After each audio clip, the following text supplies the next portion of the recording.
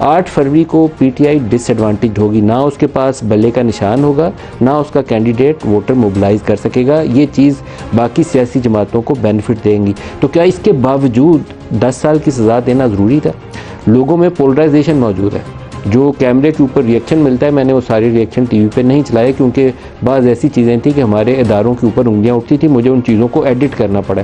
तो क्या हमारे उन इदारे के लोगों को फीडबैक नहीं मिलता? अगर नहीं मिलता तो मैं ऑन एयर लाइव इस प्रोग्राम की वसातत से ये चीज़ आप तक पहुँचा रहा हूँ कि पूरे पाकिस्तान में इस वक्त लोगों के अंदर एंगर है। आप इंसाफ से इलेक्शन होने दें, और इंसाफ से इलेक्शन का मतलब ये होगा, अभी कम से कम जो मौजूदा सूरत हाल है कि जो बची खुची पीटीआई है उसको इलेक्शन में रहने दें, वो उसको जीत जाने दें। जितनी 4 सीटें वो जीते हैं उनको उतनी सीटों के साथ असम्बली में आ जाने दें। पोलराइजेशन इससे ज़्यादा शायद ये मुल्क बर्दाश्त नहीं कर पाएगा।